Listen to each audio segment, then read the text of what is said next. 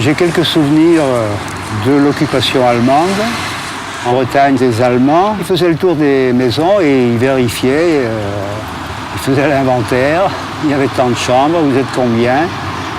Alors, ils disaient, bon, ben, on prend une chambre, on prend deux, on prend ça dépendait. Alors chez nous, ben, enfin, ils ont pris une chambre. Hein. Je revenais de pension, puis je vois notre officier qui déambule l'allée.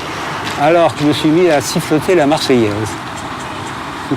C'était en 1943, donc j'avais 14 ans, vous savez. On ne réfléchit pas beaucoup. Et il est passé à côté de moi, il savait donc qui j'étais aussi, mais enfin. Il a souri, puis il m'a passé la main dans les cheveux. Ça m'a complètement désarçonné et j'ai senti le ridicule de ma position. Je me suis dit vraiment, hein, c'est pas ça qu'il fallait faire sans doute. Loger un militaire allemand, c'était pas du tout évident. On était autour du feu après avoir dîné. Et il s'est assis parmi nous, à côté de nous. Mon père l'a regardé, il n'a rien dit. Puis il s'est mis à nous parler de choses et d'autres. Et il avait pris l'habitude, le soir, quand il rentrait, donc il venait passer quelques instants avec nous. Wir wollen gerne uns mit Frankreich in allem verständigen. In einem gibt es keinen Verzicht.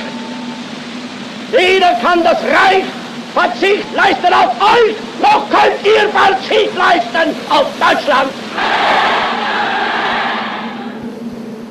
Mon père, il avait fait en particulier la connaissance d'un Allemand qui, pendant la période où il était là, a perdu toute sa famille, sa femme, ses enfants et tout sur les bombardements à Berlin.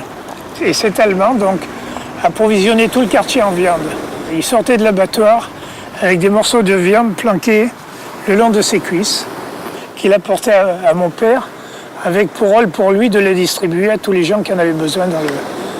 Ce n'était vraiment pas du marché noir, c'était vraiment quelque chose de... Et ce gars-là, il avait été tellement marqué par la mort de toute sa famille qu'un matin, il est arrivé chez nous avec sa mitraillette, 2 sacs de grenades et tout.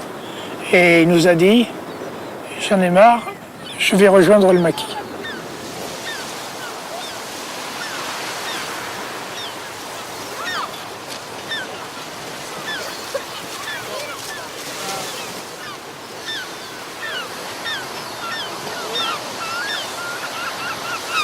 Mon frère était prisonnier en Allemagne.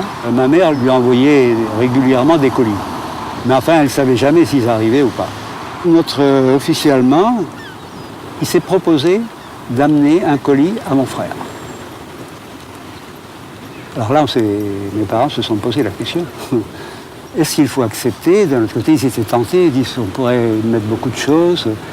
Alors il a dit, vous pouvez lui mettre ce que vous voulez. Il peut faire du poids, ça n'a pas d'importance. Vous pouvez lui écrire, lui mettre une lettre dedans, lui expliquant vraiment la situation.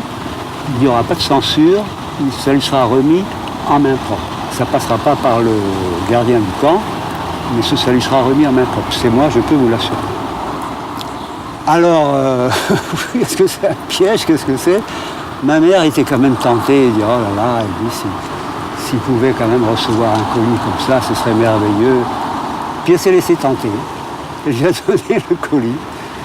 Et effectivement, il est bien reçu parce qu'on a reçu après une lettre. Alors, c'était codé, bien reçu. Je ne sais pas comment il avait dit. Enfin, on avait compris que le colis était bien arrivé.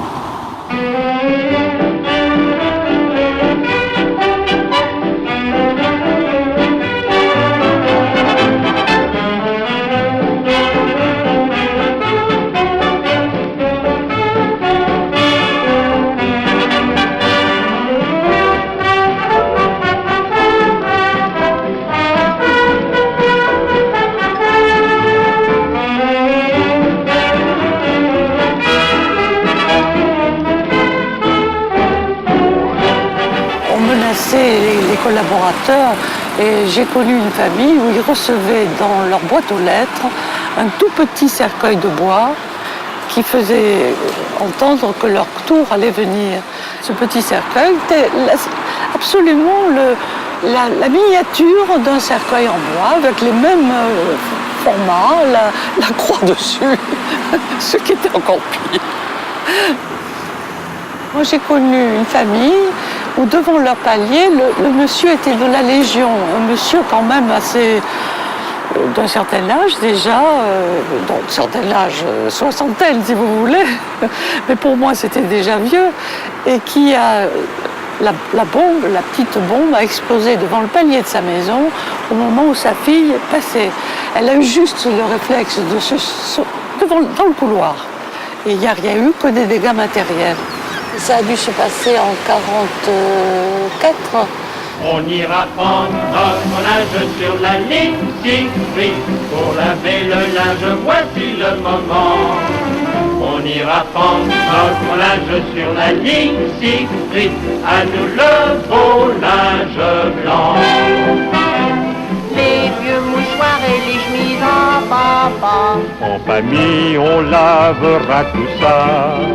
On ira prendre notre linge sur la ligne Siegfried. Si on la trouve encore là.